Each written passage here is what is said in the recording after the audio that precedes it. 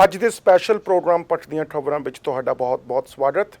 ਇਸ ਸੈਗਮੈਂਟ ਦੇ ਵਿੱਚ ਸਾਡੇ ਨਾਲ ਅੱਜ ਟੋਰਾਂਟੋ ਤੋਂ ਸ਼ਾਮਲ ਹੋਣਗੇ ਸਰਦਾਰ ਜਗਦੀਸ਼ ਸਿੰਘ ਗਰੇਵਾਲ, ਜੋ ਕਿ ਪਹਿਲਾਂ ਕੰਜ਼ਰਵੇਟਿਵ ਤੇ ਮਿਸੀਸਾਗਾ ਮਾਲਟਨ ਤੋਂ ਕੰਜ਼ਰਵੇਟਿਵ ਪਾਰਟੀ ਆਫ ਕੈਨੇਡਾ ਦੇ ਕੈਂਡੀਡੇਟ ਸਨ। ਉਹਨਾਂ ਨਾਲ ਗੱਲਬਾਤ ਕਰਾਂਗੇ ਪਿਛਲੇ ਹਫ਼ਤੇ ਦੀਆਂ ਜਾਂ ਉਸ ਤੋਂ ਪਹਿਲਾਂ ਦੀਆਂ ਹੋਈਆਂ ਗਤੀਵਿਧੀਆਂ ਬਾਰੇ। ਪਹਿਲਾਂ ਤਾਂ ਗਰੇਵਾਲ ਸਾਹਿਬ ਪ੍ਰੋਗਰਾਮ ਦੇ ਵਿੱਚ ਸ਼ਾਮਲ ਹੋਣ ਦਾ ਬਹੁਤ-ਬਹੁਤ ਸਵਾਗਤ ਜੀ ਤੁਹਾਡਾ। ਤੁਰ ਸਾਹਿਬ ਥੈਂਕ ਯੂ ਸੋ ਮੱਚ, ਔਰ ਸਾਰੇ ਹੀ ਦਰਸ਼ਕਾਂ ਨੂੰ ਮੇਰੇ ਵੱਲੋਂ ਪਿਆਰ ਭਰੀ ਸਤਿ ਸ਼੍ਰੀ ਅਕਾਲ। ਹਾਂਜੀ ਗਰੇਵਾਲ ਸਾਹਿਬ, ਜਿਵੇਂ ਕਿ ਅਸੀਂ ਸਾਰੇ ਹੀ ਜਾਣਦੇ ਹਾਂ ਕਿ ਪਿਛਲੇ ਹਫ਼ਤੇ ਮੇਨ ਸਟ੍ਰੀਮ ਮੀਡੀਆ ਦੇ ਵਿੱਚ ਕਾਫੀ ਨਿਊਜ਼ ਆਈਆਂ, ਤੁਹਾਡੀ ਰਾਈਡਿੰਗ ਬਾਰੇ ਕਾਫੀ ਗੱਲਬਾਤਾਂ ਹੋਈਆਂ, ਉਸ ਬਾਰੇ ਕੀ ਚਾਨਣਾ ਪਾਉਣਾ ਚਾਹੋਗੇ ਤੁਸੀਂ? ਦੇਖੋ, ਇੱਕ ਮੈਂ ਆਰਟੀਕਲ ਲਿਖਿਆ ਸੀ ਮਾਰਚ ਮਹੀਨੇ ਦੇ ਵਿੱਚ, ਉਦੋਂ ਹਾਲੇ ਮੈਂ ਕੈਂਡੀਡੇਟ ਬਣਿਆ ਨਹੀਂ ਸੀਗਾ। ਸਾਡੇ ਇੱਥੇ ਅੰਟਾਰੀਓ ਸੂਬੇ ਦੇ ਵਿੱਚ ਇੱਕ NDP ਦੀ ਮੈਂਬਰ ਪਾਰਲੀਮੈਂਟ ਹੈ ਚੈਰੀ ਡਿਨੋਵਾ, ਉਹ ਇੱਕ ਬਿੱਲ ਲੈ ਕੇ ਆਈ ਸੀ। ਬਿੱਲ ਉਹਦਾ ਕੀ ਸੀਗਾ? ਬਿੱਲ ਉਹਦਾ ਇਹ ਸੀਗਾ ਕਿ ਸਾਡੇ ਅੰਟਾਰੀਓ ਦੀ OHIP ਹੈ ਜਿਹੜੀ, ਉਹ ਉਹਨਾਂ ਲੋਕਾਂ ਦਾ ਖਰਚਾ ਕਵਰ ਨਾ ਕਰੇ ਜਿਹੜੇ ਕਿ ਸਮਲਿੰਗੀ ਬਣ ਗਏ ਨੇ, ਸਮਲਿੰਗੀਆਂ ਤੋਂ ਵਾਪਸ ਸਟ੍ਰੇਟ ਲਾਈਫ ਦੇ ਵੱਲ ਆਉਣਾ ਚਾਹੁੰਦੇ ਨੇ, ਉਹਨਾਂ ਲੋਕਾਂ ਦਾ ਉਹ ਖਰਚਾ OHIP ਦੇਣਾ ਬੰਦ ਕਰੇ। ਦੂਸਰੇ ਪਾਸੇ ਮੈਂ ਵੀ ਆਪਣੇ ਦਰਸ਼ਕਾਂ ਨੂੰ ਦੱਸ ਦੇਣਾ ਚਾਹੁੰਦਾ ਕਿ ਇਹ ਵੀ ਇਹਨਾਂ ਦਾ ਬਣਾਇਆ ਕਾਨੂੰਨ ਹੈ ਕਿ ਅਗਰ ਆਪਰੇਸ਼ਨ ਕਰਾ ਕੇ ਉਧਰ ਨੂੰ ਜਾਣਾ ਹੈ ਤਾਂ ਉਹਦਾ ਖਰਚਾ ਜਿਹੜਾ OHIP ਕਰਦੀ ਹੈ। ਸੋ ਇਹ ਸਾਰੇ ਵਰਤਾਰੇ ਨੂੰ ਲੈ ਕੇ ਮੈਂ ਇੱਕ ਇਨਫੋਰਮੇਟਿਵ ਜਿਹੜਾ ਆਰਟੀਕਲ ਹੈ ਉਹ ਆਪਣੇ ਅਖਬਾਰ ਦੇ ਵਿੱਚ ਮਾਰਚ ਦੇ ਵਿੱਚ ਲਿਖਿਆ ਸੀਗਾ, ਜਿਹੜਾ ਮੇਰੇ ਨਾਂ ਥੱਲੇ ਛਪਿਆ, ਜਿਹਦੇ 'ਚ ਮੈਂ NDP ਦੀ ਇਹ ਬਿੱਲ ਲੈ ਕੇ ਆਉਣ ਦੀ ਅਤੇ ਪੂਰੀ ਉਸ ਦੀ ਪ੍ਰਕਿਰਿਆ ਅਤੇ ਇਸ ਦੇ ਵਿੱਚ ਕੀ ਹੈ ਉਹ ਸਾਰਾ ਐਕਸਪਲੇਨ ਕੀਤਾ ਸੀ। ਇਸ ਤੋਂ ਬਾਅਦ ਲਿਬਰਲ ਪਾਰਟੀ ਨੇ ਅੱਗੋਂ ਇਸ ਦੀ ਕੀ ਗੱਲ ਕੀਤੀ ਉਹ ਲਿਖਿਆ, ਅਤੇ ਨਾਲ ਦੀ ਨਾਲ ਕਿ PC ਪਾਰਟੀ ਹੈ ਜਿਹੜੀ ਉਸ ਸਮੇਂ ਚੁੱਪ ਰਹੀ, ਕੁਛ ਵੀ ਨਹੀਂ ਬੋਲੀ, ਉਹਦੀ ਗੱਲ ਲਿਖੀ। ਅਤੇ ਉਸ ਤੋਂ ਬਾਅਦ ਜਿਹੜੇ ਸਾਈਕੋਲੋਜਿਸਟ ਕੀ ਕਹਿੰਦੇ ਨੇ ਇਸ ਪ੍ਰਕਿਰਿਆ ਦੇ ਬਾਰੇ 'ਚ ਉਹਨਾਂ ਦੀ ਗੱਲ ਕੀਤੀ, ਅਤੇ ਇਹ ਸਾਰਾ ਕੁਛ ਧਾਰਮਿਕ ਆਗੂਆਂ ਦੀ ਗੱਲ ਕੀਤੀ ਕਿ ਉਹ ਕੀ ਕਹਿੰਦੇ ਨੇ ਇਸ ਵਰਤਾਰੇ ਦੇ ਬਾਰੇ, ਉਹ ਸਾਰਾ ਕੁਛ ਮੈਂ ਐਕਸਪਲੇਨ ਕੀਤਾ ਸੀ। ਔਰ ਇਹਦਾ ਜਿਹੜਾ ਟਾਈਟਲ ਸੀਗਾ ਕਿ ਕੀ ਸਮਲਿੰਗੀਆਂ ਤੋਂ ਸਧਾਰਨ ਬਣਨਾ ਗਲਤ ਹੈ। ਇਹਦੇ 'ਚ ਜਿਹੜਾ ਜ਼ਿਆਦਾ ਨੇ ਮੀਡੀਆ ਨੇ ਸਟੋਰੀ ਲਾਈਨ ਕੀਤੀ ਹੈ ਉਹ ਸਧਾਰਨ ਸ਼ਬਦ ਨੂੰ ਲੈ ਕੇ ਹੀ ਕੀਤੀ ਹੈ। ਹਾਲਾਂਕਿ ਮੈਂ ਆਪਣੇ ਇਸ ਆਰਟੀਕਲ ਦੇ ਸੈਕੰਡ ਪੈਰਾਗ੍ਰਾਫ ਦੇ ਵਿੱਚ ਇਹ ਸਪਸ਼ਟ ਕਰ ਦਿੱਤਾ ਸੀ ਕਿ ਸਧਾਰਨ ਦਾ ਮਤਲਬ ਆ ਜਿਹੜਾ ਉਹ ਸਟ੍ਰੇਟ, ਇੰਗਲਿਸ਼ ਦੇ ਵਿੱਚ ਜਿਹਨੂੰ ਸਟ੍ਰੇਟ ਕਹਿੰਦੇ ਨੇ, ਉਹਨੂੰ ਮੈਂ ਪੰਜਾਬੀ ਦੇ ਵਿੱਚ ਸਧਾਰਨ ਲਿਖਿਆ ਹੈ। ਸੋ ਸਧਾਰਨ ਨੂੰ ਜਦੋਂ ਵਾਪਸ ਇੰਗਲਿਸ਼ ਦੇ ਵਿੱਚ ਇਹਨਾਂ ਨੇ ਤਰਜਮਾ ਕੀਤਾ ਤਾਂ ਉਹਦਾ ਤਰਜਮਾ ਇਹਨਾਂ ਨੇ ਨੋਰਮਲ ਕੀਤਾ। ਨੋਰਮਲ ਕਰਕੇ ਇਹਨਾਂ ਨੇ ਜਿਹੜਾ ਟਾਈਟਲ ਬਣਾਇਆ ਕਿ ਕੀ ਇਹ ਸਮਲਿੰਗੀਆਂ ਤੋਂ ਨੋਰਮਲ ਬਣਨਾ ਗਲਤ ਹੈ, ਅਤੇ ਨਾਲ ਹੀ ਉਹਨਾਂ ਨੇ ਆਟੋਮੈਟਿਕਲੀ ਆਪਣੇ ਦਿਮਾਗ ਦੇ ਵਿੱਚ ਇਹ ਗੱਲ ਕਹਿ ਲਈ ਕਿ ਜੇ ਜਗਦੀਸ਼ ਗੱਲ ਕਹਿ ਰਿਹਾ ਕਿ ਸਮਲਿੰਗੀ ਅਤੇ ਨੋਰਮਲ, ਸਮਲਿੰਗੀ ਵਰਸਸ ਨੋਰਮਲ ਦੀ ਗੱਲ ਕਰ ਰਿਹਾ ਵਾ, ਤਾਂ ਇਹਦਾ ਮਤਲਬ ਇਹ ਸਮਲਿੰਗੀਆਂ ਨੂੰ ਅਬਨੋਰਮਲ ਸਮਝਦਾ ਆ। ਸੋ ਬਸ ਇੰਨੀ ਹੀ ਗੱਲ ਦੇ ਉੱਤੇ ਸਾਰਾ ਇਹਨਾਂ ਨੇ ਮਸਲਾ ਖੜਾ ਕਰਕੇ ਕੁਝ ਹੀ ਮਿੰਟਾਂ ਦੇ ਵਿੱਚ ਜਿਹੜੀ ਨਿਊਜ਼ ਆ ਸਾਰੇ ਵਾਇਰਲ ਕਰਕੇ ਪਾਰਟੀ ਨੂੰ ਵੀ ਪੈਨਿਕ ਕਰ ਦਿੱਤਾ, ਅਤੇ ਨਾਲ ਦੀ ਨਾਲ ਪਾਰਟੀ ਨੇ ਵੀ ਆਪਣਾ ਫੈਸਲਾ ਸੁਣਾਉਣ ਲੱਗਿਆ ਕੋਈ ਬਹੁਤਾ ਸਮਾਂ ਨਹੀਂ ਲਾਇਆ। ਜਦੋਂ ਗੱਲ ਅਸੀਂ ਸਟ੍ਰੇਟ ਨੂੰ ਪੰਜਾਬੀ ਦੇ ਵਿੱਚ ਟ੍ਰਾਂਸਲੇਸ਼ਨ ਕਰਨ ਦੀ ਗੱਲ ਕਰਦੇ ਹਾਂ, ਜਿਵੇਂ ਸਟ੍ਰੇਟ ਨੂੰ ਖਾਸ ਕਰਕੇ ਮੇਰਾ ਪੰਜਾਬੀ ਦੇ ਵਿੱਚ ਤਾਂ ਨਹੀਂ, ਆਈ ਨੋ ਪੰਜਾਬੀ, ਪਰ ਕੋਈ ਜ਼ਿਆਦਾ ਮੈਂ ਵਿਗਿਆਨੀ ਤਾਂ ਨਹੀਂ ਹੈਗਾ ਪੰਜਾਬੀ 'ਚ, ਪਰ ਜੇ ਸਟ੍ਰੇਟ ਦਾ ਮਤਲਬ ਸਿੱਧਾ ਤੁਸੀਂ ਜਾਨੀ ਸਿੱਧਾ ਇਹਨੂੰ ਸਧਾਰਨ ਕਹਿਣ ਦੀ ਕੋਸ਼ਿਸ਼ ਕੀਤੀ ਸੀ। ਜੇ ਤੁਸੀਂ ਕਿਤੇ ਉਸ ਨੂੰ ਸਟ੍ਰੇਟ ਹੀ ਲਿਖਿਆ ਹੁੰਦਾ ਤਾਂ ਇੰਨਾ ਵਾਦ ਵਿਵਾਦ ਨਹੀਂ ਹੋਣਾ ਸੀ। ਜੀ ਬਿਲਕੁਲ, ਮੈਂ ਤੁਹਾਡੇ ਨਾਲ ਸਹਿਮਤ ਹਾਂ। ਔਰ ਜੇ ਮੈਂ ਸਿੱਧਾ ਵੀ ਲਿਖ ਦਿੰਦਾ ਤਾਂ ਵੀ ਇਹ ਗੱਲ ਫਿਰ ਉਹਨਾਂ ਨੇ ਕਰ ਲੈਣੀ ਸੀ ਕਿ ਕੀ ਜੇ ਇਹ ਸਿੱਧੇ ਨੇ ਤਾਂ ਬਾਕੀ ਪੁੱਠੇ ਨੇ। ਸੋ ਗੱਲ ਕੀ ਕਿ ਇਸ ਤਰ੍ਹਾਂ ਇਕਬਾਲ ਦੀ ਖਾਲਾ ਜਿਹੜੀ ਉਤਾਰੀ ਗਈ ਹੈ। ਸੋ ਜਦੋਂ ਦੂਜੀ ਗੱਲ ਵੀ ਜਿਵੇਂ ਤੁਸੀਂ NDP ਦੀ ਇੱਕ ਪ੍ਰੋਵਿੰਸ਼ੀਅਲ ਲੈਵਲ ਦੀ ਵੀ ਉਹਨਾਂ ਨੇ ਇੱਕ ਬਿੱਲ ਲਿਆਂਦਾ ਸੀ, ਇਸ ਦਾ ਮਤਲਬ ਜਿਹੜੀ NDP ਸੀ, ਜਿਹੜੀ ਗੌਰਮੈਂਟ ਜਿਹੜੀ ਹੈਲਥ ਕੇਅਰ ਦੇ ਵਿੱਚ ਜਿਹੜੀ ਉਹਨਾਂ ਨੂੰ ਐਕਚੁਅਲੀ ਲੈਟਸ ਸੇ ਕਿ ਫਾਈਨੈਂਸਿੰਗ ਕਰਦੇ ਨੇ ਕਿ ਜੇ ਉਹ ਹੋਮੋਸੈਕਸ਼ੂਅਲ ਤੋਂ ਸਟੇਟ ਬਣਨਾ ਚਾਹੁੰਦੇ ਨੇ, ਉਸ ਪ੍ਰਤੀਕਿਰਿਆ ਦੇ ਵਿੱਚ ਗੌਰਮੈਂਟ ਦੇ ਵਿੱਚੋਂ ਜਿਹੜਾ ਐਕਸਪੈਂਡੀਚਰ ਕੀਤਾ ਜਾ ਰਿਹਾ ਸੀ ਉਸ ਵੇਲੇ NDP ਉਸ ਦਾ ਵਿਰੋਧ ਕਰ ਰਹੀ ਸੀ। ਨਹੀਂ, ਜਿਹੜੇ ਹੋਮੋਸੈਕਸ਼ੂਅਲਿਟੀ ਤੋਂ ਵਾਪਸ ਸਟ੍ਰੇਟ ਲਾਈਫ ਦੇ ਵਿੱਚ ਆਉਣਾ ਚਾਹੁੰਦੇ ਸਨ, ਪਹਿਲਾਂ ਇਹ ਕੀਤਾ ਸੀਗਾ ਕਿ ਇੱਕ ਬਚਪਨ ਤੋਂ ਲੈ ਕੇ 18 ਸਾਲ ਦੀ ਉਮਰ ਤੱਕ ਪਹਿਲਾਂ ਉਹ ਬੰਦ ਕੀਤਾ, ਅਤੇ ਹੁਣ ਜਿਹੜੀ ਅਗਲੀ ਗੱਲ ਕਰ ਰਹੇ ਸੀ ਕਿ 18 ਸਾਲ ਤੋਂ ਬਾਅਦ ਵੀ ਜੇ ਕੋਈ ਕਿਸੇ ਤਰ੍ਹਾਂ ਦੀ ਕੋਈ ਥੈਰੇਪੀ, ਕੋਈ ਇਲਾਜ ਕਰਵਾ ਕੇ ਆਪਣਾ ਇੱਧਰ ਆਉਣਾ ਚਾਹੀਦਾ, ਉਹ ਜਿਹੜੇ ਖਰਚੇ ਆ ਉਹ ਬੰਦ ਹੋਣੇ ਚਾਹੀਦੇ। ਜਿਹੜਾ ਕਿ ਜੂਨ ਦੇ ਵਿੱਚ ਇਹ ਬਿੱਲ ਪਾਸ ਹੋ ਗਿਆ ਕਿ ਹੁਣ ਅਗਲਾ ਉੱਧਰ ਤਾਂ ਜਾ ਸਕਦਾ, ਉੱਧਰੋਂ ਜੇ ਵਾਪਸ ਇੱਧਰ ਆਉਣਾ, ਜੇ ਉਹਨੂੰ ਲੱਗਦਾ ਹੈ ਕਿ ਕਿਤੇ ਇਸ ਚੀਜ਼ ਦਾ ਕੋਈ ਇਲਾਜ ਹੈ ਤਾਂ ਉਹਨੂੰ ਜਿਹੜੇ ਪੈਸੇ ਨੇ ਆਪਣੇ ਕੋਲੋਂ ਖਰਚਣੇ ਪੈਣੇ ਨੇ। ਸੋ ਉਸ ਵੇਲੇ ਲਿਬਰਲ ਗੌਰਮੈਂਟ ਪਾਵਰ ਦੇ ਵਿੱਚ ਸੀ, ਕੈਥਲੀਨ ਵੈਨ ਦੀ ਗੌਰਮੈਂਟ ਸੀਗੀ, ਤੇ NDP ਇਸ ਦੇ ਪੈਸੇ ਦੇਣ ਦਾ ਵਿਰੋਧ ਕਰ ਰਹੀ ਸੀ ਜਾਂ ਪੈਸੇ ਦੇਣ ਦਾ ਸਮਰਥਨ ਕਰ ਰਹੀ ਸੀ? NDP ਨੇ ਇਸ ਦੇ ਪੈਸੇ ਦੇਣ ਦਾ ਵਿਰੋਧ ਕੀਤਾ। ਔਰ ਲਿਬਰਲ ਨੇ ਉਸ ਦਾ ਸਮਰਥਨ ਕੀਤਾ। ਇਹਨਾਂ ਮੁੱਦਿਆਂ ਦੇ ਉੱਤੇ NDP ਤੇ ਲਿਬਰਲ ਦੋਨਾਂ ਦੇ ਵਿੱਚ ਕਈ ਵਾਰੀ ਐਂ ਲੱਗਦਾ ਹੁੰਦਾ ਕਿ ਇੱਦਾਂ ਦੀ ਦੌੜ ਹੈ ਕਿ ਜਦੋਂ ਕੋਈ ਇੱਦਾਂ ਦਾ ਇਸ਼ੂ ਆ ਜਾਵੇ ਤਾਂ ਕਿਤੇ ਪਿੱਛੇ ਨਾ ਰਹਿ ਜਾਣ ਇਹਨਾਂ ਦੀ ਗੱਲ ਕਰਨ ਤੋਂ। ਸੋ ਇਸ ਤਰ੍ਹਾਂ ਦੀ ਹੋਈ ਗੱਲ ਇਸ ਐਡੀਟੋਰੀਅਲ 'ਚ ਕੀਤੀ ਗਈ ਸੀ। ਉਸ ਤੋਂ ਬਾਅਦ ਇੱਕ ਦੂਜੇ ਦੋਸ਼ ਲਾਏ ਸੀ ਕਿ ਤੁਸੀਂ ਕੋਈ ਫਲਾਇਰ ਕੱਢਿਆ ਸੀ ਬਾਹਰ, ਤੇ ਫਲਾਇਰ ਦੇ ਵਿੱਚ ਤੁਸੀਂ ਜਸਟਿਨ ਟਰੂਡੋ ਤੇ ਕੈਥਲੀਨ ਵਿਨ ਨੂੰ ਇੱਕ ਪ੍ਰਾਈਡ ਪਰੇਡ ਦੇ ਵਿੱਚ ਸ਼ੋਅ ਕੀਤਾ ਸੀ ਤੇ ਕਮਿਊਨਿਟੀ ਨੂੰ ਪੁੱਛਿਆ ਸੀ ਕਿ is that what you want. ਇਸ ਦਾ ਕੀ ਮਤਲਬ ਤੁਸੀਂ ਆਪਣੇ ਅਨੁਸਾਰ ਐਕਸਪਲੇਨ ਕਰਨਾ ਚਾਹੋਗੇ? ਜੀ, ਇਹ ਜਿਹੜੀ ਪਾਰਟੀ ਵੱਲੋਂ ਫੋਟੋ ਆ ਪ੍ਰੋਵਾਈਡ ਕੀਤੀ ਗਈ ਸੀ, ਕੰਜ਼ਰਵੇਟਿਵ ਪਾਰਟੀ ਦੀ ਫੋਟੋ ਵੱਖ-ਵੱਖ ਹੋਰ ਜਿਹੜੇ ਇਹ ਫਲਾਇਰਸ ਕੈਂਡੀਡੇਟਸ ਵੱਲੋਂ ਕੱਢੇ ਗਏ ਨੇ ਉਹਨਾਂ ਦੇ ਉੱਤੇ ਵੀ ਸੀਗੀ। ਔਰ ਪਰ ਇਹ ਜਿਹੜੀ ਪ੍ਰਾਈਡ ਦੀ ਆਪਣੇ ਪਰੇਡ ਦੀ ਫੋਟੋ ਹੈ ਜਸਟਿਨ ਟਰੂਡੋ ਤੇ ਕੈਥਲੀਨ ਵਿਨ ਦੀ, ਤੇ ਉਸ ਦੇ ਨਾਲ ਜੋ ਕੁਝ ਲਿਖਿਆ ਗਿਆ ਸੀ ਉਹ ਇਕਨੋਮੀ ਬਾਰੇ ਤੇ ਬਜਟ ਬਾਰੇ ਲਿਖਿਆ ਗਿਆ ਸੀਗਾ। ਕੋਈ ਇਹਦੇ ਤੇ ਉਹ ਪ੍ਰਾਈਡ ਪਰੇਡ ਦੇ ਉੱਤੇ ਨਹੀਂ ਕੋਈ ਕਮੈਂਟ ਕੀਤਾ ਗਿਆ ਸੀ ਉਸ ਫਲਾਇਰ ਦੇ ਵਿੱਚ, ਅਤੇ ਨਾ ਹੀ ਕੋਈ ਇਸ ਤਰ੍ਹਾਂ ਦੀ ਕੋਈ ਸਟ੍ਰੇਟ ਜਾਂ ਹੋਮੋਸੈਕਸ਼ੁਅਲਿਟੀ ਦੀ ਗੱਲ ਕੀਤੀ ਗਈ ਸੀ। ਉਹ ਫਲਾਇਰ ਜਿੱਥੇ ਜਸਟਿਨ ਟਰੂਡੋ ਤੇ Kathleen Wynne, it happen to be ਉਹਨਾਂ ਦੀ ਜਿਹੜੀ ਪਿਕਚਰ ਪਾਰਟੀ ਕੋਲੇ ਆ, ਉਹ ਪਿਕਚਰ ਉਹ ਪ੍ਰਾਈਡ ਪਰੇਡ ਦੀ ਸੀਗੀ। ਯਾਨੀ ਤੁਹਾਡਾ ਕਹਿਣ ਦਾ ਮਤਲਬ ਕਿ ਫਲਾਇਰ ਦਾ ਸੰਦੇਸ਼ ਕੋਈ ਪ੍ਰਾਈਡ ਪਰੇਡ ਦੇ ਪ੍ਰਤੀ ਨਹੀਂ ਸੀ, ਹਾਲਾਂਕਿ ਜਸਟਿਨ ਟਰੂਡੋ ਤੇ ਕੈਥਲੀਨ ਵਿਨ ਵੱਲੋਂ ਇੱਕਮੁੱਠ ਹੋ ਕੇ ਇਲੈਕਸ਼ਨ ਲੜਨੀਆਂ ਤੇ ਉਹਨਾਂ ਦੀਆਂ ਪਾਲਿਸੀਜ਼ ਬਾਰੇ ਗੱਲਬਾਤ ਸੀ। ਜੀ ਜੀ ਬਿਲਕੁਲ। ਉਸ ਤੋਂ ਬਾਅਦ ਥੋੜਾ ਜਿਹਾ ਸਾਨੂੰ ਇਹ ਗੱਲਬਾਤ ਦੱਸੋ, ਜਿਵੇਂ ਥੋੜਾ ਜਿਹਾ ਤੁਸੀਂ ਦੱਸਿਆ ਵੀ ਹੈ ਕਿ ਜਦੋਂ NDP ਨੇ ਤੇ ਲਿਬਰਲ ਨੇ ਰੌਲਾ ਪਾਉਣਾ ਸ਼ੁਰੂ ਕੀਤਾ ਪੁਰਾਣੇ ਤੁਹਾਡੇ ਐਡੀਟੋਰੀਅਲ ਨੂੰ ਚੱਕ ਕੇ, ਉਸ ਤੋਂ ਬਾਅਦ party the conservative party of Canada ਦੀ ਕੀ ਪ੍ਰਤੀਕਿਰਿਆ ਸੀ? ਕੀ ਤੁਹਾਨੂੰ ਸਫਾਈ ਦੇਣ ਦਾ ਕੋਈ ਮੌਕਾ ਦਿੱਤਾ ਗਿਆ ਜਾਂ ਨਹੀਂ?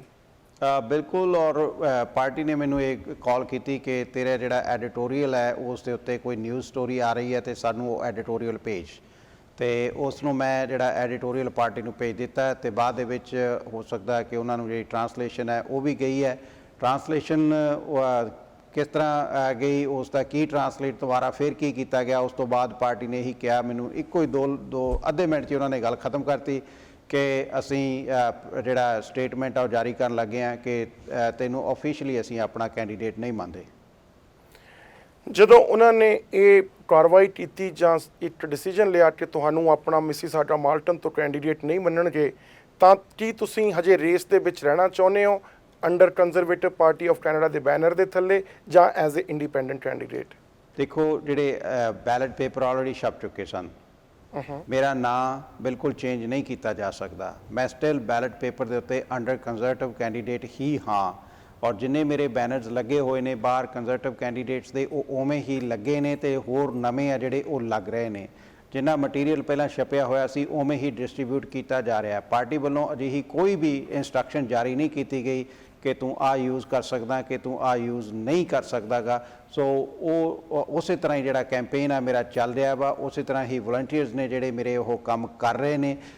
ਹਾਲਾਂਕਿ ਉਸ ਤੋਂ ਕਿਤੇ ਵੱਧ ਇਸ ਸਮੇਂ ਹੁੰਗਾਰਾ ਮੈਨੂੰ ਮਿਲਿਆ ਹੈ। ਮੈਂ ਕਦੇ ਵੀ ਇਹ ਇਮੈਜਿਨ ਨਹੀਂ ਕਰ ਸਕਦਾ ਸੀਗਾ ਕਿ ਇੱਕ ਦਿਨ ਦੇ ਵਿੱਚ ਸਾਡੇ ਕੋਲ ਇੰਨੇ ਕੁ ਵਲੰਟੀਅਰ ਆ ਜਾਣਗੇ ਕਿ ਪੂਰੀ ਰਾਈਡਿੰਗ ਦੇ 28,000 ਘਰਾਂ ਦੇ ਦਰਵਾਜ਼ੇ ਅਸੀਂ ਖੜਕਾ ਸਕਾਂਗੇ। ਸੋ ਚਰਚਿਸ ਦੇ ਫਾਦਰਸ ਤੋਂ ਲੈ ਕੇ ਵਿਸ਼ਪ ਹੁਣ ਆਪਣੇ ਥੈਂਕਸਗਿਵਿੰਗ ਡੇ ਡਿਨਰ ਲੰਘ ਕੇ ਗਿਆ, ਉਹਨਾਂ ਨੇ ਸੱਦ ਕੇ ਮੈਨੂੰ ਚਰਚਿਸ ਵੱਲੋਂ ਬਲੈਸਿੰਗ ਦਿੱਤੀਆਂ। ਮੌਸਕ ਵਾਲੇ ਆਪਣੇ ਤੌਰ ਦੇ ਉੱਤੇ ਇਸ ਨੂੰ ਪ੍ਰਚਾਰ ਰਹੇ ਆ। ਜਿਹੜੇ ਮੀਡੀਆ ਨੇ ਤਾਂ ਸਿਰਫ ਇੱਕ ਦੋ ਲਾਈਨਾਂ ਉਸ ਐਡੀਟੋਰੀਅਲ ਦੀਆਂ ਕੱਢ ਕੇ ਛਾਪੀਆਂ ਸਨ ਜਾਂ ਉਹਨਾਂ ਦੀ ਗੱਲ ਕੀਤੀ ਸੀ, ਪਰ ਮੈਂ ਤਾਂ ਹੁਣ ਉਹ ਪੂਰੇ ਦਾ ਪੂਰਾ ਐਡੀਟੋਰੀਅਲ ਪ੍ਰਿੰਟ ਕਰਾ ਕੇ ਪੰਜਾਬੀ, ਉਰਦੂ ਤੇ ਇੰਗਲਿਸ਼ ਦੇ ਵਿੱਚ ਘਰ ਘਰ ਛੱਡ ਰਿਹਾ ਵਾਂ ਵੀ ਆਹ ਤੁਸੀਂ ਪੜ੍ਹ ਲਵੋ, ਮੈਂ ਆਹ ਲਿਖਿਆ ਸੀਗਾ। ਜੇ ਤੁਹਾਨੂੰ ਗਲਤ ਲੱਗਦਾ ਮੈਨੂੰ ਬਿਲਕੁਲ ਵੋਟ ਨਾ ਪਾਇਓ। ਜੇ ਤੁਹਾਨੂੰ ਲੱਗਦਾ ਕਿ ਹਾਂ ਤੁਸੀਂ ਵੀ ਇਸ ਮੁੱਦੇ ਦੇ ਬਾਰੇ ਕੰਸਰਨਡ ਹੋ ਤਾਂ ਤੁਸੀਂ ਇਹ ਵੋਟ ਪਰਿਵਾਰਕ ਕਦਰਾਂ ਕੀਮਤਾਂ ਦੀ ਸੋਚ ਦੇ ਕਤਲ ਨੂੰ ਹੋਣ ਤੋਂ ਬਚਾਉਣਾ ਹੈ। ਜੇ ਤੁਹਾਡੇ ਵਿਰੋਧੀ ਲਿਬਰਲ ਪਾਰਟੀ ਦੇ ਨਵਦੀਪ ਬੈਂਸ ਦੀ ਗੱਲ ਕੀਤੀ ਜਾਵੇ, ਕਾਫੀ ਸਮੇਂ ਤੋਂ ਪਹਿਲਾਂ ਜਦੋਂ MP ਵੀ ਸਨ, ਜਦੋਂ ਪੰਜਾਬ ਦੇ ਵਿੱਚ ਗਏ ਸੀ ਤਾਂ ਸਮਲਿੰਗੀ ਵਾਦ ਵਿਵਾਦ ਦੇ ਵਿੱਚ ਉਹ ਵੀ ਆਏ ਸਨ ਕਿ ਦਰਬਾਰ ਸਾਹਿਬ ਦੇ ਵਿੱਚ ਜਾ ਕੇ ਉਹਨਾਂ ਨੇ ਮੀਟਿੰਗ ਕੀਤੀ ਸੀ ਤੇ ਉਹਨਾਂ ਨੂੰ ਨਿਰਦੇਸ਼ ਦਿੱਤੇ ਗਏ ਸੀ। ਕਿਤੇ ਨਾ ਕਿਤੇ ਤੁਹਾਨੂੰ ਇਹ ਜਿਹੜੇ ਲਿਬਰਲ ਕੈਂਡੀਡੇਟ ਨੇ ਉਹਨਾਂ ਦੀ ਕੋਈ ਚਾਲ ਲੱਗਦੀ ਹੈ ਕਿ ਤੁਹਾਡੇ ਨਾਮ ਨੂੰ ਬਦਨਾਮ ਕੀਤਾ ਜਾਵੇ? ਦੇਖੋ, ਇਹਦੇ 'ਚ ਮੈਂ ਸਿੱਧੇ ਤੌਰ ਦੇ ਉੱਤੇ ਉਹਨਾਂ 'ਤੇ ਇਲਜ਼ਾਮ ਤਾਂ ਨਹੀਂ ਲਾਉਂਦਾ ਇਸ ਸਮੇਂ ਕਿ ਉਹਨਾਂ ਨੇ ਹੀ ਕੀਤਾ, ਪਰ ਉਹਨਾਂ ਤੋਂ ਬਿਨਾਂ ਹੋਰ ਕਰ ਵੀ ਕੌਣ ਸਕਦਾ ਹੈ, ਰਾਈਟ? ਸੋ ਹਮੇਸ਼ਾ ਹੀ ਵਿਰੋਧੀ ਧਿਰ ਦੀ ਇਹ ਚਾਲ ਹੁੰਦੀ ਹੈ ਕਿ ਕਿਵੇਂ ਨਾ ਕਿਸੇ ਤਰ੍ਹਾਂ ਅਸੀਂ ਆਪਣੇ ਵਿਰੋਧੀ ਨੂੰ ਠਿੱਬੀ ਲਾਉਣੀ ਹੈ, ਉਸ ਨੂੰ ਹਰਾਉਣਾ। ਇਹ ਮੁੱਦਾ ਇੱਕ ਵੱਡਾ ਮੁੱਦਾ ਰਿਹਾ ਵਾ, ਖਾਸ ਤੌਰ ਦੇ ਉੱਤੇ ਨਵਦੀਪ ਬੈਂਸ ਨੇ ਜਿਸ ਤਰ੍ਹਾਂ ਅਕਾਲ ਤਖਤ ਸਾਹਿਬ ਦੇ ਆਦੇਸ਼ ਨੂੰ ਠੁਕਰਾਇਆ, ਉਸ ਨੂੰ ਛੱਡ ਕੇ ਪਾਰਟੀ ਲਾਈਨ ਦੇ ਉੱਤੇ ਇੱਕ ਰਬੜ ਸਟੈਂਪ ਬਣ ਕੇ ਤੇ ਇਸ ਸਾਰੇ ਦੇ ਉੱਤੇ ਸਟੈਂਪ ਆ ਜਿਹੜੀ ਆਪਣੀ ਵੋਟ ਆ ਉਹ ਪਾਈ ਹੈ। ਉਸ ਤੋਂ ਬਾਅਦ ਸਾਡੇ ਅੱਜ ਤੱਕ ਵੀ ਸ਼੍ਰੀ ਗੁਰੂ ਸਿੰਘ ਸਭਾ ਮਾਲਟਨ ਗੁਰਦੁਆਰਾ ਸਾਹਿਬਾਨ ਵਾਲੇ ਜਾਂ ਫਿਰ ਹੋਰ ਧਾਰਮਿਕ ਸੰਸਥਾਵਾਂ ਵਾਲੇ ਉਹਨਾਂ ਨਾਲ ਛੇਤੀ ਕਿਤੇ ਨਾਤਾ ਰੱਖਣ ਦੇ ਲਈ ਤਿਆਰ ਨਹੀਂ ਹੈ। ਟੂਰਨਾਮੈਂਟਾਂ ਦੇ ਉੱਤੇ ਸਾਡੇ ਕਿੰਨੀ ਹੋਟਿੰਗਸ ਇਸ ਸ਼ਖਸ ਦੇ ਲਈ ਹੋਈ ਸੀ ਕਿ ਇਸ ਸ਼ਖਸ ਨੇ ਕਮਿਊਨਿਟੀ ਦੀ ਬਿਲਕੁਲ ਨਹੀਂ ਸੁਣੀ ਗਈ। ਸੋ ਇਹ ਮੁੱਦਾ ਤਾਂ ਇੱਕ ਪੱਖ ਦਾ ਮੁੱਦਾ ਰਿਹਾ ਹੀ ਹੈ ਇਸ ਕਮਿਊਨਿਟੀ ਦੇ ਵਿੱਚ, ਤੇ ਉਸੇ ਦੀ ਮਾਰ ਤੇ ਮੈਂ ਲਗਾਤਾਰ ਲਿਖਦਾ ਆ ਰਿਹਾ। ਇਹ ਜਿਹੜੇ ਆਪਣੇ ਤੂਰ ਸਾਹਿਬ ਇਹ ਮੁੱਦੇ ਨੇ ਬੜੇ ਸੰਵੇਦਨਸ਼ੀਲ ਮੁੱਦੇ ਨੇ, ਔਰ ਇਹਨਾਂ ਬਾਰੇ ਜਦੋਂ ਆਪਾਂ ਲਿਖਦੇ ਹਾਂ ਜਾਂ ਗੱਲ ਕਰਦੇ ਹਾਂ ਆਪਾਂ ਨੂੰ ਬੜਾ ਕੇਅਰਫੁਲੀ ਚੱਲਣਾ ਪੈਂਦਾ ਹੈ। ਭਾਵੇਂ ਮੈਂ ਇਹਨਾਂ ਬਾਰੇ ਬਹੁਤ ਲਿਖਿਆ, ਪਰ ਮੈਂ ਅੱਜ ਵੀ ਇਹ ਕਹਿਣਾ ਕਿ ਅੱਜ ਵੀ ਮੇਰੇ ਆਰਟੀਕਲਾਂ ਦੇ ਵਿੱਚ ਜਿੰਨੇ LGBTQ2 ਸਪਿਰਿਟਡ ਗਰੁੱਪਸ ਨੇ ਉਹਨਾਂ ਦੇ ਬਾਰੇ ਕਿਤੇ ਮੈਂ ਨਫ਼ਰਤ ਭਰਿਆ ਸ਼ਬਦ ਨਹੀਂ ਵਰਤਿਆਗਾ, ਉਹਨਾਂ ਦਾ ਕਿਤੇ ਮੈਂ ਮਜ਼ਾਕ ਨਹੀਂ ਉਡਾਇਆ। ਉਹ ਜੋ ਹਨ ਸੋ ਹਨ। ਮੈਂ ਤਾਂ ਇਹ ਕਹਿਣਾ ਕਿ ਜਿਹੜੇ ਸਟ੍ਰੇਟ ਨੇ ਉਹਨਾਂ ਦੇ ਹੱਕਾਂ ਦੀ ਵੀ ਗੱਲ, ਕਿ ਉਹਨਾਂ ਦੇ ਬਾਰੇ ਵੀ ਗੱਲ ਆ ਜਿਹੜੀ ਉਹ ਕੀਤੀ ਜਾਵੇ। ਉਹ ਜੋ ਹਨ ਉਹ ਹਨ, ਤੇ ਮੈਂ ਇਹ ਹਮੇਸ਼ਾ ਕਹਿੰਦਾ ਰਿਹਾ ਮੈਂ ਆਪਣੇ ਆਰਟੀਕਲਾਂ ਦੇ ਵਿੱਚ ਕਿ ਮੈਂ ਪਰਮਾਤਮਾ ਦੇ ਬਣਾਏ ਹਰ ਜੀਅ ਦਾ ਜਿਹੜਾ ਸਤਿਕਾਰ ਕਰਦਾ ਹਾਂ। ਜੀ ਗਰੇਵਾਲ ਸਾਹਿਬ, ਜੇ ਸਿੱਧੇ ਤਰੀਕੇ ਨਾਲ ਪੁੱਛਿਆ ਜਾਵੇ ਕਿ ਤੁਹਾਡੀ ਆਪਣੀ ਸੋਚ ਜਾਂ ਤੁਹਾਡੀ party the conservative party of Canada ਦੀ ਸੋਚ ਦੇ ਵਿੱਚ LGBTQ ਕਮਿਊਨਿਟੀ ਬਾਰੇ ਸਮਾਨਤਾ ਹੈ ਜਾਂ ਕੋਈ ਡਿਫਰੈਂਸ ਹਜੇ ਵੀ ਹੈ? ਬਿਲਕੁਲ ਕੋਈ ਡਿਫਰੈਂਸ ਨਹੀਂ ਗਾ ਜੀ। ਉਹ ਵੀ ਇਹਨਾਂ ਨੇ ਵੀ ਇਹ ਕਿਹਾ ਕਿ ਅਸੀਂ ਹਰ ਜਿਹੜੀ ਹੈ ਨਸਲ, ਧਰਮ ਤੇ ਹੋਰ ਹਰ ਮਨੁੱਖ ਦਾ ਜਿਹੜਾ ਉਹ ਸਤਿਕਾਰ ਕਰਦੇ ਹਾਂ। ਸੇਮ ਮੇਰੀ ਪਾਲਿਸੀ ਵੀ ਇਹੀ ਹੈ ਕਿ ਮੈਂ ਉਹਨਾਂ ਦਾ ਕੋਈ ਵਿਰੋਧ ਨਹੀਂ ਕਰਦਾ ਗਾ, ਮੈਂ ਉਹਨਾਂ ਨੂੰ ਕੋਈ ਅਪਸ਼ਬਦ ਨਹੀਂ ਕਿਤੇ ਬੋਲਦਾ ਗਾ, ਉਹਨਾਂ ਪ੍ਰਤੀ ਕੋਈ ਨਫ਼ਰਤ ਨਹੀਂ ਫੈਲਾਉਂਦਾ ਗਾ। ਮੈਂ ਤਾਂ ਇਹ ਕਹਿਣਾ ਕਿ ਜਿਹੜੇ ਮਾਪੇ ਆਪਣੇ ਬੱਚਿਆਂ ਦੇ ਲਈ ਚਿੰਤਤ ਹਨ ਉਹਨਾਂ ਦੀ ਗੱਲ ਆ ਜਿਹੜੀ ਉਹ ਵੀ ਬਰਾਬਰ ਦੀ ਕੀਤੀ ਜਾਵੇ, ਜਿੱਥੇ ਕਿ ਦੂਸਰੇ ਲੋਕਾਂ ਦੀ ਗੱਲ ਇਹ ਨਹੀਂ ਕੀਤੀ ਜਾਂਦੀ ਹੈ। ਜਿਵੇਂ ਕਿ ਤੁਸੀਂ ਦੱਸਿਆ ਕਿ ਇਸ ਪਾਰਟੀ ਦੇ ਡਿਸੀਜਨ ਤੋਂ ਬਾਅਦ ਲੋਕਾਂ ਵੱਲੋਂ ਤੁਹਾਨੂੰ ਕਾਫੀ ਭਰਮਾ ਹੁੰਗਾਰਾ ਮਿਲ ਰਿਹਾ, ਪਰ ਜੇ ਹੁਣ ਇਟ ਐਜ਼ ਜਨਰਲ ਇਲੈਕਸ਼ਨ ਦੀ ਗੱਲ ਕੀਤੀ ਜਾਵੇ ਤਾਂ ਜਨਰਲ ਇਲੈਕਸ਼ਨ ਦੇ ਬਾਰੇ ਤੁਹਾਡੀ ਕੀ ਸੋਚ ਆ? ਕਿਉਂਕਿ ਨਵੇਂ ਪੋਲ ਆ ਰਹੇ ਨੇ, ਪੋਲ ਦੇ ਵਿੱਚ ਓਨਟਾਰੀਓ ਨੂੰ ਲਿਬਰਲ ਪਾਰਟੀ ਥੋੜੀ ਜਿਹੀ ਲੀਡ ਕਰਦੀ ਲੱਗਦੀ ਆ, ਬਟ ਮੇਰਾ ਸਵਾਲ ਇਹ ਹੈ ਕਿ do you believe in those polls ਔਰ ਨਾਟ? ਦੇਖੋ, ਪੋਲਸ ਦੇ ਲਈ ਜਦੋਂ ਤਾਂ ਮੈਂ ਤੁਹਾਨੂੰ ਹੁਣ ਨਾ ਤਾਂ ਮੈਂ ਕੰਜ਼ਰਵੇਟਿਵ ਦੀ ਬੰਦਿਸ਼ ਦੇ ਵਿੱਚ ਆ, ਨਾ ਕੋਈ ਲਿਬਰਲ ਦੀ ਕਿਸੇ ਬੰਦਿਸ਼ ਦੇ ਵਿੱਚ ਹੈ। ਸੋ ਇੱਕ ਸਾਡੇ ਪੁਰਾਣੇ ਪ੍ਰਧਾਨ ਮੰਤਰੀ ਸਾਹਿਬ ਦੀ ਇੱਕ ਕੋਟੇਸ਼ਨ ਸੀਗੀ ਕਿ polls are for the dogs, ਕਿ ਜਿਹੜੇ ਪੋਲ ਹੁੰਦੇ ਨੇ ਕੁੱਤਿਆਂ ਨੂੰ ਬੰਨ੍ਹਣ ਲਈ ਵਰਤੇ ਜਾਂਦੇ ਨੇ। ਸੋ ਉਹਨੇ ਪੋਲਸ ਜਿਹੜੇ ਆਪਣੇ ਇਲੈਕਟ੍ਰੀਕਲ ਪੋਲਸ ਨੇ ਉਹਦੇ ਨਾਲ ਇਸ ਦਾ ਤੁਲਨਾ ਕੀਤਾ ਸੀਗਾ। ਪਰ ਅਕਸਰ ਜਿਹੜੀਆਂ ਪਾਰਟੀਆਂ ਨੇ ਇਹਨਾਂ ਸਰਵੇਖਣਾਂ ਨੂੰ ਬਹੁਤ ਧਿਆਨ ਨਾਲ ਦੇਖਦੀਆਂ ਨੇ। ਹਾਂ, ਵੀ ਜਦੋਂ ਦੀ ਆਪਣਾ ਇਹ ਇਨਸੀਡੈਂਟ ਹੋਇਆ ਮੈਂ ਇਹ ਤਾਂ ਨਹੀਂ ਕਹਿ ਸਕਦਾ ਕਿ ਜਿਹੜੀ ਮੇਰੇ ਨਾਲ ਗੱਲ ਕੀਤੀ ਹੈ ਪਾਰਟੀ ਨੇ ਉਹ ਇੱਕ ਕੋਇਨਸੀਡੈਂਸ, ਇੱਕ ਉਹ ਡਿਸਾਈਡਿੰਗ ਫੈਕਟਰ ਹੈ ਲੋਕਾਂ ਦੇ ਲਈ, ਏਡੀ ਵੱਡੀ ਗੱਲ ਤਾਂ ਨਹੀਂ।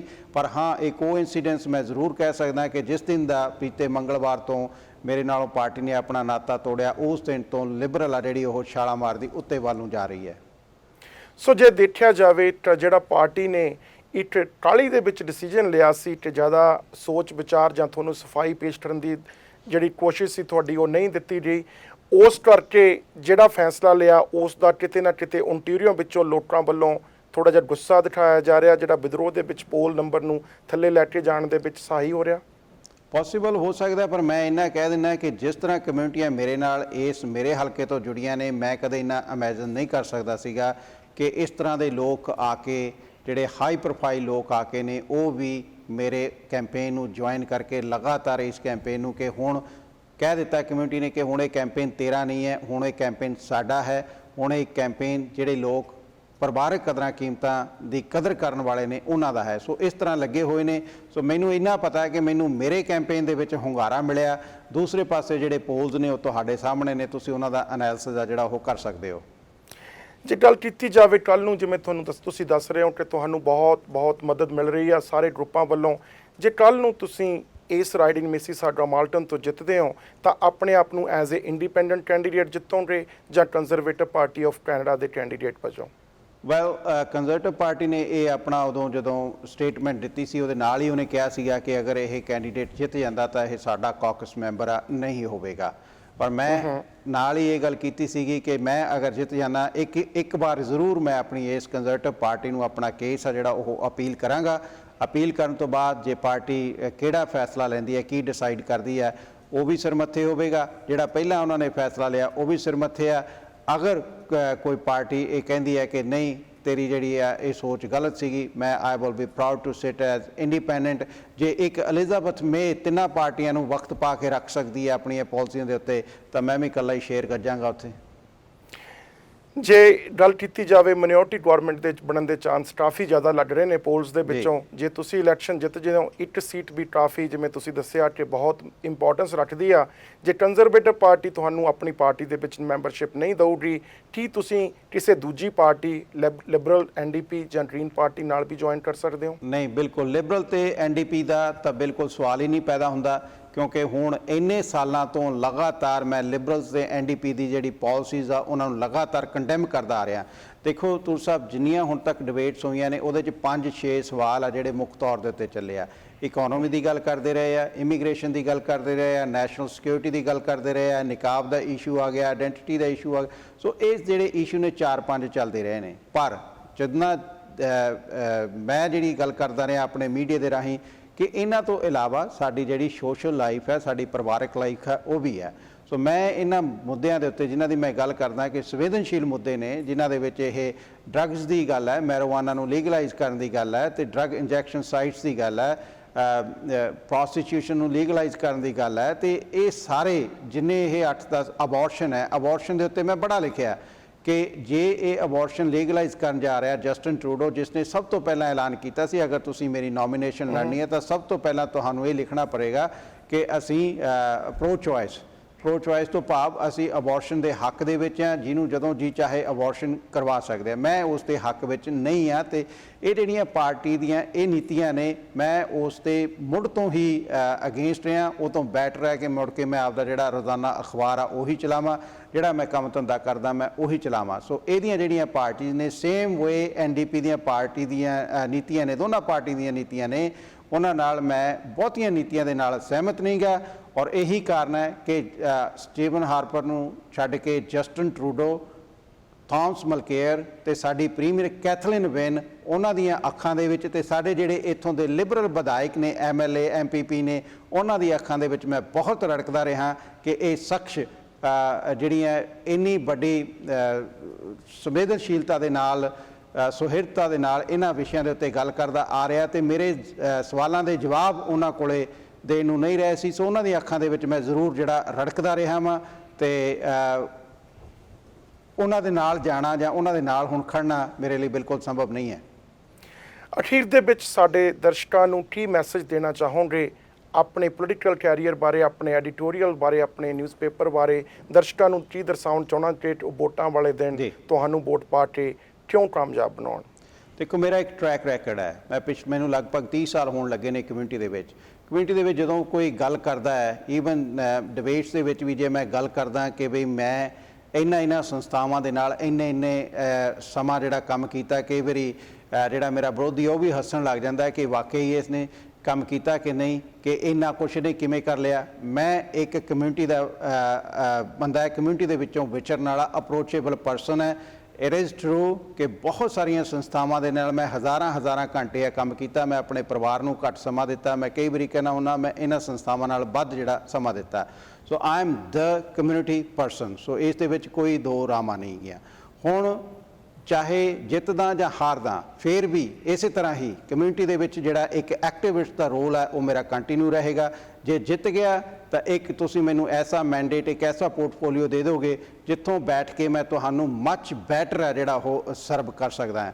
ਮੈਂ ਗੁਰੂ ਰਾਮਦਾਸ ਦੀ ਨਗਰੀ ਅਕਾਲ ਤਖਤ ਸਾਹਿਬ ਤੋਂ ਆਸ਼ੀਰਵਾਦ ਲੈ ਕੇ ਚੱਲਿਆ ਸੀ। ਉੱਥੇ ਮੈਂ ਇਹ ਅਰਦਾਸ ਕਰਕੇ ਨਹੀਂ ਚੱਲਿਆ ਸੀ ਕਿ ਮੈਨੂੰ ਜਿਹੜੀ ਇਸ ਮੈਦਾਨ ਦੇ ਵਿੱਚ ਫਤਿਹ ਬਖਸ਼ੀ। ਉੱਥੇ ਮੈਂ ਇਹੀ ਅਰਦਾਸ ਕਰਕੇ ਚੱਲਿਆ ਸੀ ਕਿ ਮੈਨੂੰ ਭਾਣਾ ਮੰਨਣ ਦਾ ਜਿਹੜਾ ਬਲ ਬਖਸ਼ੀ ਤੇ ਸਹਿਜ ਦੇ ਵਿੱਚ ਰੱਖੀ। ਸੋ ਚਾਹੇ ਉਹ ਭਾਣਾ ਇਹ ਜੋ ਹੋਇਆ, ਮੈਂ ਫਿਰ ਵੀ ਸਹਿਜ ਦੇ ਵਿੱਚ ਰਹਿ ਕੇ ਆਪਣੀ ਆਖਰੀ ਦਮ ਤੱਕ ਲੜਾਈ ਲੜਾਂਗਾ। ਚਾਹੇ 19 ਤਰੀਕ ਨੂੰ ਰਿਜ਼ਲਟ ਆ ਜਾਵੇ, 19 ਤਰੀਕ ਨੂੰ ਰਿਜ਼ਲਟ ਜਿੱਤਦਾ ਆਉਂਦਾ, ਮੈਂ ਇਹੀ ਅਰਦਾਸ ਕੀਤੀ ਸੀ ਕਿ ਮੇਰੇ ਦਿਲ ਦੇ ਵਿੱਚ ਕੋਈ ਹੰਕਾਰ ਨਾ ਭਰੀ। ਜੇ ਹਾਰ ਦਾ ਰਿਜ਼ਲਟ ਆਉਂਦਾ ਤਾਂ ਮੇਰੇ ਚਿਹਰੇ ਦੇ ਉੱਤੇ ਉਦਾਸੀ ਨਾ ਛਾਣ ਦੇਈ। ਇਹ ਅਰਦਾਸ ਕਰਕੇ ਚੱਲਿਆ ਸੀਗਾ। ਸੋ ਕੋਈ ਵੀ ਨਤੀਜਾ ਆਉਂਦਾ ਮੈਂ ਉਸ ਨਤੀਜੇ ਨੂੰ ਸਵੀਕਾਰ ਕਰਾਂਗਾ, ਤੇ ਨਾਲ ਦੀ ਨਾਲ ਭਾਵੇਂ ਜਿੱਤ ਗਿਆ ਜਾਂ ਹਾਰ ਗਿਆ, ਮੈਂ ਇਹਦੇ ਬਤੌਰ ਐਡੀਟਰ ਰੋਜ਼ਾਨਾ ਅਖਬਾਰ ਦਾ ਕਈ ਜਿਹੜੇ ਚਾਹੇ ਸਾਡੇ ਲੋਕਲ ਮਿਊਨਿਸਪੈਲਿਟੀ ਦੇ ਦੀ ਪਾਲਿਸੀ ਦੇ ਵਿੱਚ ਚੇਂਜਸ ਲਿਆਉਣ ਦੇ ਵਿੱਚ ਯੋਗਦਾਨ ਪਾਇਆ, ਚਾਹੇ ਮੈਂ ਫੈਡਰਲ ਸਰਕਾਰ ਦੀਆਂ ਜਿਹੜੀਆਂ ਕਈ ਪਾਲਿਸੀਆਂ ਨੇ ਜਿਨ੍ਹਾਂ ਦੇ ਵਿੱਚ ਮੈਂ ਚੇਂਜਸ ਲਿਆਉਣ ਦੇ ਵਿੱਚ ਆਪਣਾ ਯੋਗਦਾਨ ਪਾਇਆ, ਚਾਹੇ ਉਹ ਇਮੀਗ੍ਰੇਸ਼ਨ ਦਾ ਮਸਲਾ, ਚਾਹੇ ਫਰਾਡ ਮੈਰਿਜਸ ਦਾ ਮਸਲਾ, ਚਾਹੇ ਸਾਡੇ ਇਹ ਯੰਗਸਟਰ ਨੂੰ ਗੈਂਗਸਟਰ ਬਣ ਤੋਂ ਰੋਕਣ ਦੇ ਲਈ ਜੋ ਪਰਮਗਿਲ ਬਿੱਲ ਲੈ ਕੇ ਆਏ ਸੀਗੇ, we discuss that a lot before he present that bill. So ਇਹਨਾਂ ਚੀਜ਼ਾਂ ਦੇ ਵਿੱਚ ਮੇਰਾ ਪਹਿਲਾਂ ਵੀ ਯੋਗਦਾਨ ਰਿਹਾ ਤੇ ਆਉਣ ਵਾਲੇ ਸਮੇਂ ਦੇ ਵਿੱਚ ਵੀ ਪਾਉਂਦਾ ਰਹਾਂਗਾ। ਮੈਂ ਆਪਣੇ ਭੈਣਾਂ ਭਰਾਵਾਂ ਨੂੰ ਇੱਕ ਬੇਨਤੀ ਕਰਾਂਗਾ ਕਿ ਇਹ ਜਿਹੜੇ ਸੰਵੇਦਨਸ਼ੀਲ ਮੁੱਦੇ ਨੇ, ਜੇ ਅੱਜ ਤੁਸੀਂ ਇਸ ਸੋਚ ਦੇ ਨਾਲ ਨਹੀਂ ਖੜਦੇਗੇ, ਮੈਂ ਗਰੰਟੀ ਕਰਦਾ ਕਿ ਦਵਿੰਦਰ ਸਿੰਘ ਤੂਰ ਜੀ ਜੋ ਬੈਠੇ ਨੇ ਮੇਰੇ ਨਾਲ, ਇਹ ਵੀ ਇਹਨਾਂ ਮੁੱਦਿਆਂ ਦੇ ਉੱਤੇ ਗੱਲ ਨਹੀਂ ਕਰਨਗੇ। ਜੇ ਕਰਨਗੇ ਵੀ ਤਾਂ ਇੰਨੀ ਕੁ ਗੱਲ ਕਰਨਗੇ ਜਿਹਦੇ ਨਾਲ ਇਹ ਸੋਚਣਗੇ ਕਿ ਸਾਨੂੰ ਕਦੇ ਆਉਣ ਵਾਲੇ ਸਮੇਂ ਦੇ ਵਿੱਚ ਕਿਤੇ ਹੌਟ ਟੱਬ ਦੇ ਵਿੱਚ ਨਾ ਪੈ ਜਾਈਏ। ਕੋਈ ਵੀ ਜਿਹੜਾ ਜਰਨਲਿਸਟ ਹੈ, ਕੋਈ ਵੀ ਤੁਹਾਡਾ ਰਾਜਸੀ ਆਗੂ, ਕੋਈ ਵੀ ਤੁਹਾਡਾ ਪੋਲੀਟੀਸ਼ੀਅਨ ਹੋਊਗਾ, ਉਹ ਇਹਨਾਂ ਮੁੱਦਿਆਂ 'ਤੇ ਗੱਲ ਨਹੀਂ ਕਰੂਗਾ। ਉਹ ਕਹੂਗਾ ਕਿ ਹਾਂ ਉਸ ਬੰਦੇ ਨੇ ਗੱਲ ਕੀਤੀ ਸੀ ਇਹਨਾਂ ਮੁੱਦਿਆਂ ਦੇ ਉੱਤੇ ਤੇ ਉਸ ਦਾ ਨਤੀਜਾ ਕੀ ਨਿਕਲਿਆ। ਤੇ ਸਾਡੇ ਜਿਹੜੇ ਰਾਜਸੀ ਆਗੂ ਨੇ, ਧਾਰਮਿਕ ਆਗੂ ਨੇ ਤੇ ਲੋਕਲ ਐਕਟਿਵਿਸਟ ਨੇ, ਉਹ ਪਹਿਲਾਂ ਹੀ ਇਹਨਾਂ ਇਸ਼ੂਆਂ ਦੇ ਉੱਤੇ ਗੱਲ ਨਹੀਂ ਕਰ ਰਹੇਗੇ। ਭਾਵੇਂ ਸੁਸਾਇਟੀ ਦੇ ਵਿੱਚ ਇਸ਼ੂ ਆ ਜਿਹੜੇ ਉਹਨਾਂ ਕਰਕੇ ਕਿੱਥੇ ਤੱਕ ਜਿਹੜਾ ਨਿਗਾਰ ਸੁਸਾਇਟੀ ਦੇ ਵਿੱਚ ਆ ਜਾਵੇ। ਸੋ ਇਹ ਤੁਹਾਡਾ ਸਮਾਂ ਹੈ, ਇਹ ਆਖਰੀ ਮੌਕਾ ਹੈ ਕਿ ਇੱਕ ਤੁਸੀਂ ਪਰਿਵਾਰਕ ਕਦਰਾਂ ਕੀਮਤਾਂ ਦੀ ਜਿਹੜੀ ਕਦਰ ਕਰਨ ਵਾਲੀ ਸੋਚ ਆ ਉਸ ਤੇ ਕਤਲ ਨੂੰ ਰੋਕਣ ਦਾ 19 ਤਰੀਕ ਨੂੰ ਬੈਲਟ ਪੇਪਰ ਦੇ ਉੱਤੇ 3 ਨੰਬਰ ਖਾਨੇ ਦੇ ਵਿੱਚ ਜਿੱਥੇ ਜਗਦੀਸ਼ ਗਰੇਵਾਲ ਕੰਜ਼ਰਵੇਟਿਵ ਲਿਖਿਆ, ਉੱਥੇ ਸਾਈਨ ਲਾ ਕੇ ਤੁਸੀਂ ਆਪਣੀ ਵੋਟ ਆ ਜਿਹੜੀ ਉਹ ਕਾਸਟ ਕਰਨੀ ਹੈ। ਕਾਫੀ ਬੁਲੰਦ ਆਵਾਜ਼ ਦੇ ਮਾਲਕ ਹੋ ਗਰੇਵਾਲ ਸਾਹਿਬ, ਤੁਸੀਂ ਇਹੀ ਬੁਲੰਦ ਆਵਾਜ਼ ਕਮਿਊਨਿਟੀ ਇਸ਼ੂਜ਼ ਬਾਰੇ ਉਠਾਉਂਦੇ ਵੀ ਰਹੇ ਹੋ। ਪਰਮਾਤਮਾ ਅੱਗੇ ਇਹੀ ਅਰਦਾਸ ਕਰਦੇ ਹਾਂ ਕਿ ਤੁਹਾਡੀ ਆਵਾਜ਼ ਹੋਰ ਉੱਚੀ ਹੋਵੇ, ਤੁਹਾਨੂੰ ਪਰਮਾਤਮਾ ਪੂਰੀ ਕਾਮਯਾਬੀ ਬਖਸ਼ੇ। ਤੁਹਾਡੇ ਨਾਲ ਇਸੇ ਤਰ੍ਹਾਂ ਹੀ ਮੁਲਾਕਾਤਾਂ ਹੁੰਦੀਆਂ ਰਹਿਣਗੀਆਂ। ਅੱਜ ਸਾਡੇ ਨਾਲ ਪ੍ਰੋਗਰਾਮ ਦੇ ਵਿੱਚ ਸ਼ਾਮਲ ਹੋਣ ਦਾ ਬਹੁਤ ਬਹੁਤ ਧੰਨਵਾਦ। Thank you very much. Toor Sahib, thank you so much, ਔਰ ਸਾਰੇ ਹੀ ਦਰਸ਼ਕਾਂ ਨੂੰ ਮੇਰੇ ਵੱਲੋਂ ਪਿਆਰ ਭਰੀ ਸਤਿ ਸ਼੍ਰੀ ਅਕਾਲ। ਸਤਿ ਸ਼੍ਰੀ ਅਕਾਲ।